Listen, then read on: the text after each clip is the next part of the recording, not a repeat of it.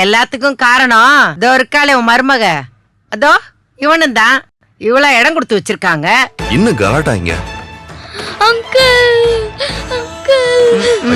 பாருங்க, எதுக்கு அவங்க வீட்டை விட்டு போகணும்னு நினைக்கிறீங்க? அவங்க போக மாட்டாங்க. என்ன பண்ணுவீங்க? என்ன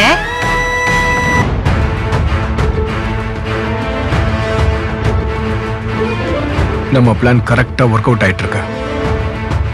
நீ ஏதாவது சொதப்புன உன்னை கொன்னுடுவேன். இப்ப பாரு என்னோட டிராமாவை. என்ன நீ என்ன ஏத்து பேசுற? இங்க பாருங்கம்மா,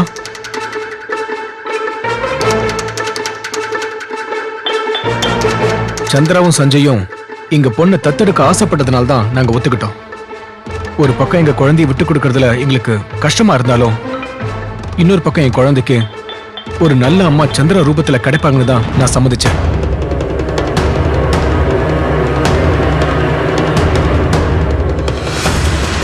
உங்க வீட்டுக்கு வந்த எங்களை இப்படி அவமானப்படுத்தி பேசாதீங்க ப்ளீஸ். இது சரியில்லை. நாங்க ஒண்ணு இல்லாதவங்க இல்ல. கோடி கணக்குல சொத்து இருக்கு. எங்களுக்கு ஒரு தேவை இருக்கு. அவங்களுக்கும் விருப்பம் இருக்கு. அதனால தான் ஒத்துக்கிட்டோம். அதுக்காக எங்க மனசை புண்படுத்தாதீங்க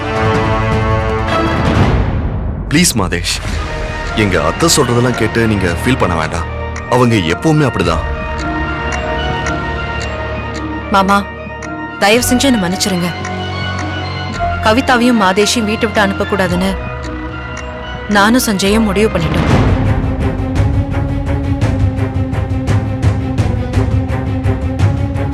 ஆமாப்பா, வீட்டுக்கு வந்தவங்கள அவமானப்படுத்தி அனுப்புறது முறையே இல்ல. பெரியவங்க உங்களுக்கே அது நல்லா தெரியும். சஞ்சய், அப்பா ப்ளீஸ் எங்களை மன்னிச்சிருங்க. ஆமா மாமா, அதிதி தேவோ பவான்னு சொல்லுவாங்க. விருந்தோம்பல் நம்ம பண்பாடு. நாமளே அதை எப்படி அவமதிக்கிறது? இந்த குழந்தையை நாங்க விடுறதா இல்ல.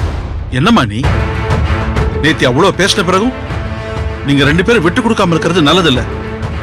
என்ன இருந்தாலும் நாம வேற, அவங்க வேறம்மா. மாமா, தயவு செஞ்சு கெஞ்சி கேட்டுக்கிறேன். உங்களை எதிர்த்து பேசுறதா நினைக்காதீங்க. பெரியவங்க, நீங்க கொஞ்சம் மனிதாபிமானத்தோட விட்டு கொடுங்க.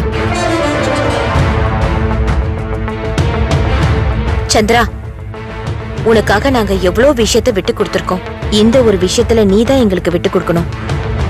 மன்னிச்சிருங்க அத்தை. வேற எதுனாலும் நீங்க சொல்லுங்க, நான் கேட்டுக்கிறேன். ஆனா இது குழந்தை சம்பந்தப்பட்டது. அதோட எதிர்காலம், வாழ்க்கை எல்லாமே இன்னைக்கு நாம எடுக்கிற முடிவுல தான் இருக்கு. ஒரு தாய்க்கு ஒரு குழந்தை எவ்வளவு அவசியமோ அதே அளவு ஒரு குழந்தைக்கு ஒரு தாய் ரொம்ப அவசியம். அதுலயும் இது பொன் குழந்தை. இதுக்கு அம்மாங்கிற உறவு எவ்வளவு முக்கியம்னு இன்னொரு தாயா இருக்கிற உங்களுக்கு நான் புரிய வைக்க வேண்டியதில்லை. பெரியவங்க, நீங்க கொஞ்சம் பெரிய மனசு பண்ணி நல்ல முடிவா எடுக்கணும். ஐஷு வா. டேய் சஞ்சய். அப்பா, சந்திரா சொல்றதுல எந்த தப்பும் இல்லப்பா. நம்ம கிட்ட வசதி இருக்க, நம்ம கிட்ட பணம் இருக்க, இன்னொரு குழந்தைய வளர்க்கறதுக்கு நம்ம வீடு பெருசா இருக்க, நம்ம மனசும் அதே போல பெருந்தன்மையா பெருசா இருந்தா ஒரு குழந்தையோட வாழ்க்கை சுபிக்ஷமாகும்பா. அதுக்காக தான்ப்பா இதெல்லாம். சோ ப்ளீஸ் ரெண்டு பேரும் உங்க முடிவை தயவு செஞ்சு மறுபரிசீலனை பண்ணுங்க. மாதேஷ் ப்ளீஸ், இந்த பிரச்சனையை நீங்களும் பெருசுப்படுத்த வேண்டாம். ஓகே?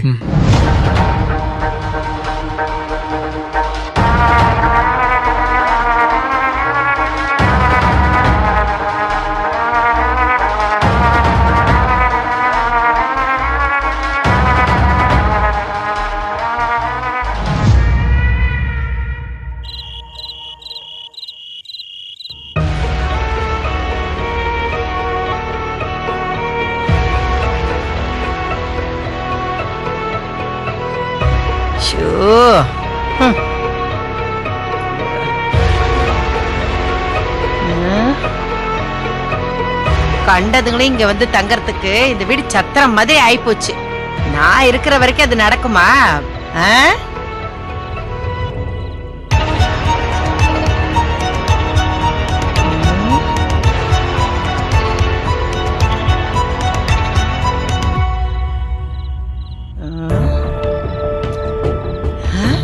நீயா?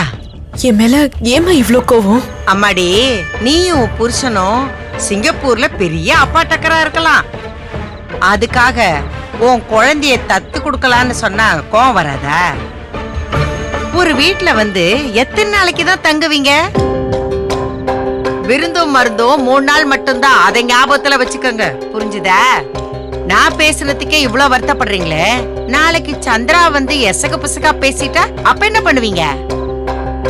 எல்லாம் உன் நல்லதுக்கு தான் சொல்றேன்.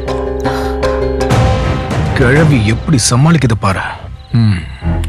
அம்மா, உங்க நல்ல மனசு எனக்கு நல்லாவே புரியுதுமா. உங்க தம்பி சொத்து வீணாயிடக்கூடாதுன்னு நீங்க நினைக்கிறது நல்ல விஷயம்தான். ஆனா நான் ஒரு கேன்சர் பேஷண்ட். இந்த நேரத்துல சந்திரா என் பக்கத்துல இருக்கிறதும் ஆறுதலா 4 வார்த்தை பேசுறதும் தான் என்னோட கேன்சருக்கு மருந்துமா. இந்த வீட்ல நீ இருக்கிறது நிரந்தர தீர்வு இல்லையே. டாக்டர் உனக்கு நாள் குறிச்சிட்டாரு. நீ அடுத்ததா என்ன பண்ணணும்? உன் புருஷனுக்கு 2வது கல்யாணத்தை பண்ணி வச்சு வரப்போற பொண்ணுகிட்ட உன் குழந்தைய ஒப்படைச்சிருக்கணும். அதை விட்டுட்டு எங்களை கஷ்டப்படுத்தலாமா? நீங்க சொல்றது ரொம்ப கரெக்ட் தாம்மா. ஆனா என் புருஷனுக்கு 2வது கல்யாணம் பண்ணா வரப்போற பொண்ணு என் குழந்தைய நல்லபடியா பாத்துப்பான்னு என்னம்மா நிச்சயம்? அதெல்லாம் என்ன ஆர்டர் கொடுத்தா செய்ய முடியும்? நீயா நல்ல பொண்ணை தேடிதான் கண்டுபிடிக்கணும். அப்படி ஒரு நல்ல குணமுள்ள பொண்ணு நான் இந்த வீட்லயே பாத்துட்டேம்மா. அப்படியா? அது யாரு? வேற யாரும் இல்லம்மா, அது உங்க பொண்ணு தேவிதான்.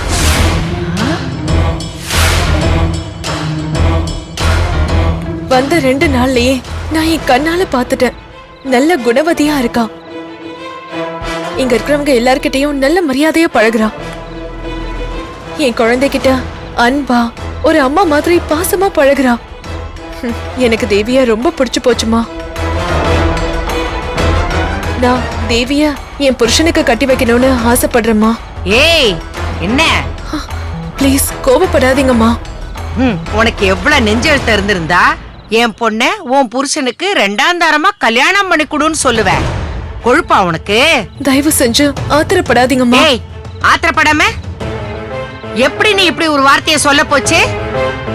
அடுத்தவனுக்கு 2ஆம் தரமா கட்டி கொடுக்கறதுக்கா என் பொண்ணை வளர்த்து ஆளாக்கி இருக்கேன். இன்னொரு தடவை நாக்கு மேல பல்ல போட்டு இப்படி எல்லாம் பேசுன பல்லே இருக்காது சொல்லிட்டேன். மா, என்ன கொஞ்சம் பேச விடுங்கம்மா. என் புருஷன் ஒன்னும் சாதாரணமான ஆள் கிடையாதா. அவருக்கு சிங்கப்பூர்ல 2 பங்களா 2 கார் இருக்கு. இருக்கட்டும். அதனால 3 ஷாப்பிங் காம்ப்ளெக்ஸ் இருக்குமா. அதனால ஒரு பெரிய எக்ஸ்போர்ட் பிசினஸ் கம்பெனியும் இருக்கு. அதுல கிட்டத்தட்ட 2000 பேர் வேலை செய்யறாங்க. கோடி கணக்குல பிசினஸ் ஆகுது. நிஜமாவா? ஆமாமா. நான் செத்துட்டா கண்டவளும் வந்து அவரை மயக்கி சொத்துக்காக அவரை நாசம் பண்ணிடுவாங்க. என் குழந்தையோட எதிர்காலமே போயிடும்.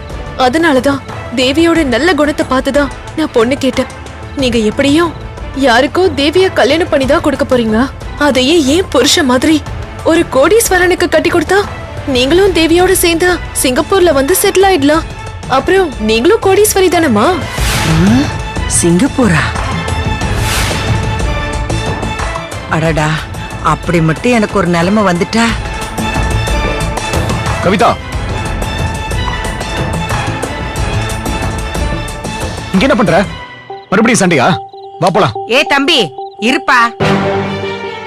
சண்டை எல்லாம் போடல, உன்னை பத்தி தான் பேசிட்டு இருக்கோம். என்ன பத்தியா? ஆமாங்க, நாளைக்கு எனக்கு ஏதாவது ஆயிடுச்சுன்னா அவங்க பொண்ணு தேவியா உங்களுக்கு கல்யாணம் பண்ணி வைக்க சொல்லி கேட்டுட்டு இருக்கேன். அடி பாவி, அறிவு இருக்கா உனக்கு? நாமளும் இந்த வீட்டுல கெஸ்டா வந்து உட்காந்துட்டு இருக்கோம். இந்த நேரத்துல போய் அம்மா இவளை மன்னிச்சிருங்க, இவ ஏதோ உளறிக்கிட்டு இருக்கா.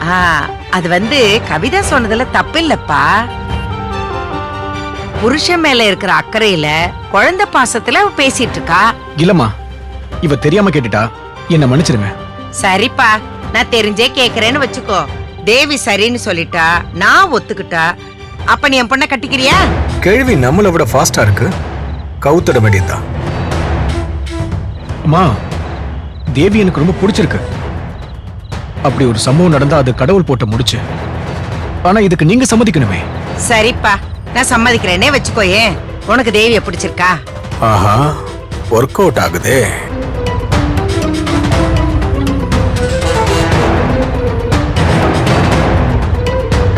தேவி மாதிரி ஒரு தங்கமான பொண்ணு கிடைச்சா அது என்னோட அதிர்ஷ்டம் தான்.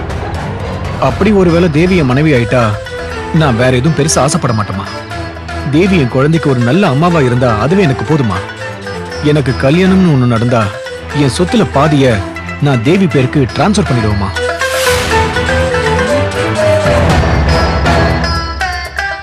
நிஜமாவா சொல்ற? ஆனா இதெல்லாம் நடக்கணுமே. நான் உங்களை எப்படி நம்புறது? உங்களுக்கு அப்படி ஒரு டவுட் இருந்தா என் கூட கொஞ்சம் வாங்க. எங்க? நான் உங்க சந்தேகத்தை கிளியர் பண்றேன். வாங்க கவிதா, அம்மா கூட்டு வா. வாங்கம்மா.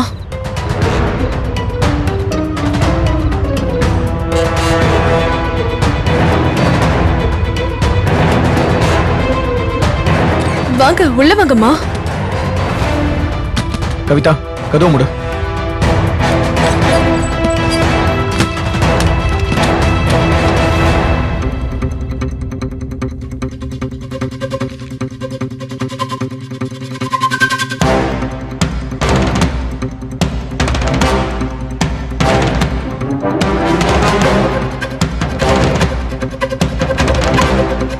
கவிதா, நீ ஒரு சைன் போடு.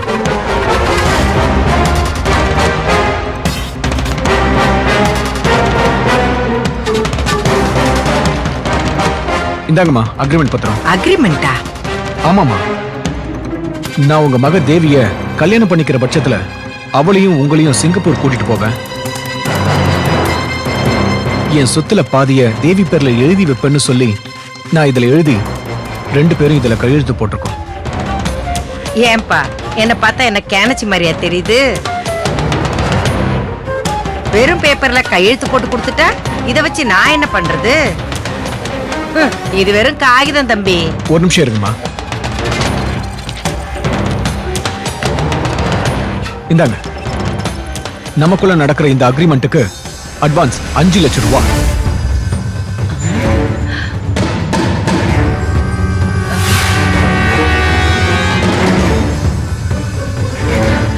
அஞ்சு லட்சமா? ஆமாமா, கவிதாக்கு ஏதாவது விபரீதமா ஆயிட்டா தேவியை நான் கல்யாணம் பண்ணிக்க தான் இந்த அட்வான்ஸ் 5 லட்சம். ஒருவேளை கவிதா குணமாயிட்டாலோ இல்ல தேவிக்கு எனக்கும் கல்யாணம் நடக்காம போயிட்டாலோ. ஐயோ, அப்ப இந்த பணத்தை திருப்பி கேப்பியா? நிச்சயமா கேட்க மாட்டேம்மா. நீங்க தேவியை கல்யாணம் பண்ணி கொடுக்க சம்மதம் ஒரு வார்த்தை சொன்னீங்க பாருங்க, அந்த நல்ல மனசுக்காகவே உங்களுக்கு இந்த 5 லட்சம். இதை என் பரிசா நீங்களே வச்சுக்கங்க. சந்தோஷம்ப்பா.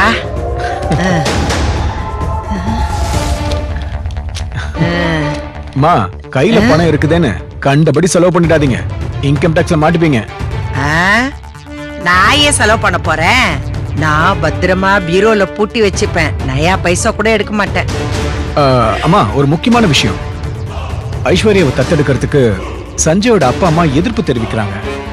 அட நீ ஒண்ணுப்பா, அந்த விஷயத்தெல்லாம் நான் பாத்துக்கிறேன்.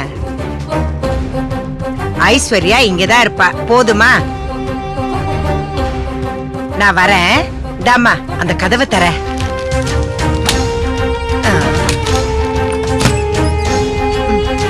வரேன். என்னங்க நீங்க சட்டுன்னு 5 லட்சத்தை தூக்கி அசால்ட்டா கொடுத்துட்டீங்க. பயப்படாத, அது அத்தனையும் கள்ள நோட்டு. கள்ள நோட்டா? ஆமா, இந்த அம்மா மனசை மாத்துறதுக்காகவே வசுந்தரா மேடம் கொடுத்து அனுப்புனாங்க. பணம் எப்படி எல்லாம் ஒரு ஆளை மாத்துது பத்தியா? அத நீங்க சொல்றீங்க, எல்லாம் நேரம்.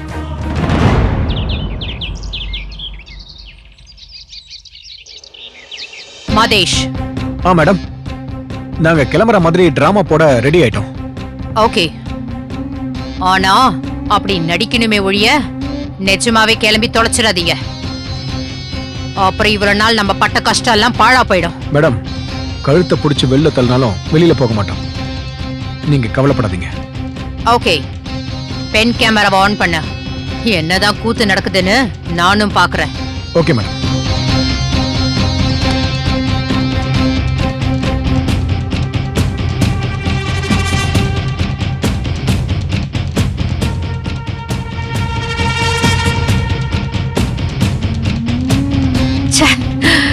இப்படி ஒரு டிவைஸ் கண்டுபிடிச்சோம்னா பாராட்டியே தீரணும்பா.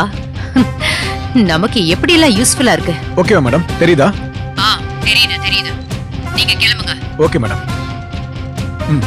நாங்க கிளம்புறோம். கவிதா சரி. வா போலாம். சரி லக்கேஜ் எடுத்துக்கோ. வாமா பாத்தா. என்னங்க ஐஷுவை தத்தெடுக்கிறத பத்தி அத்தை மாமா கிட்ட பேசுனீங்களா இல்லையா? கொஞ்சம் பொறுமையா இரு சந்திரா. டைம் பார்த்து தான் பேசணும்.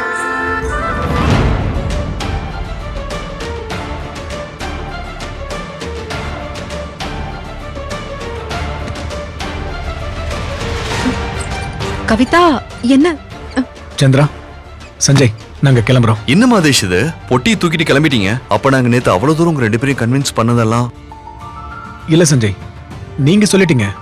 இருந்தாலும் பெரியவங்க சம்மதம் இல்லாம நாங்க என்ன மாதேஷ், நாங்க தான் அத்தை மாமா கிட்ட பேசி சம்மதிக்க வைக்கிறோம்னு சொன்னோம்ல. எங்க வீட்டு குழந்தை இங்க இருக்கணும்னா உங்க வீட்டு பெரியவங்க சம்மதம் ரொம்ப முக்கியம் இல்லையா? அது மட்டும் இல்லாம எங்களால உனக்கு ஏன் சிரமம் சந்திரா? கவிதா, என்னது பொட்டி எல்லாம் எடுத்து வச்சுட்டு நிக்கிறாங்க?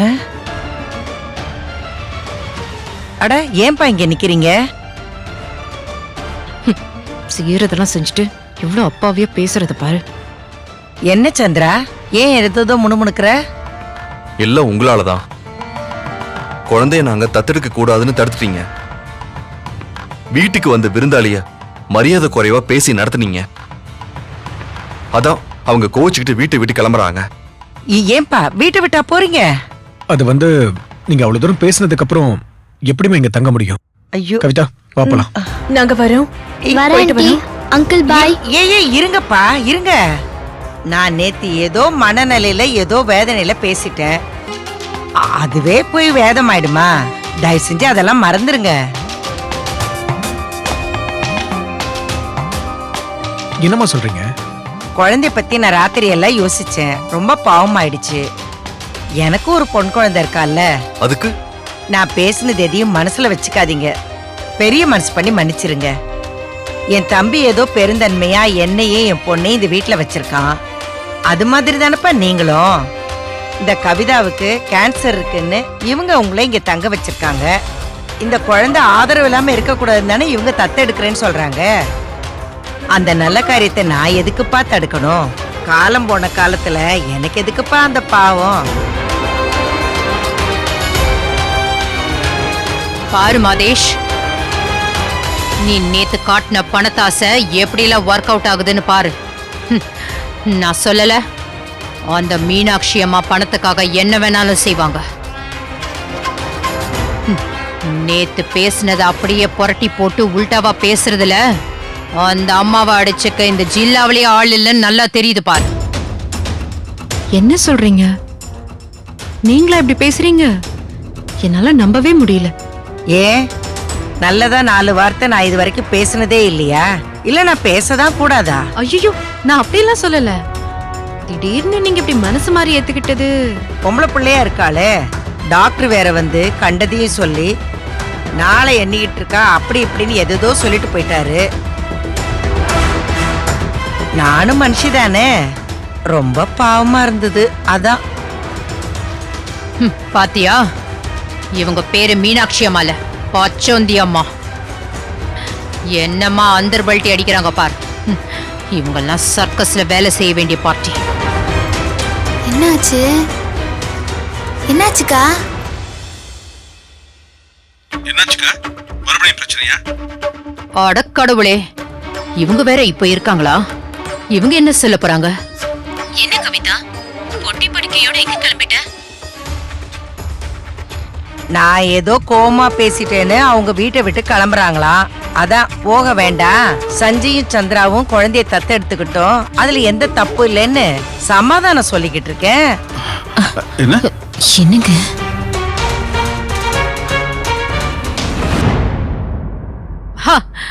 பாத்தியா மீனாட்சி அம்மா சாமர்த்தியத்தை? இந்த அம்மா ஒரு ஆளை சமாளிச்சா 10 ஊரை சேர்த்து சமாளிக்கலாம். பணம் 10 செய்யும்னு இதத்தான் சொல்லுவாங்க. இந்த வீடியோ உங்களுக்கு பிடிச்சிருந்தா லைக் பண்ணுங்க, ஷேர் பண்ணுங்க, கமெண்ட் பண்ணுங்க அண்ட் மறக்காம Saregama TV shows Tamil subscribe பண்ணுங்க.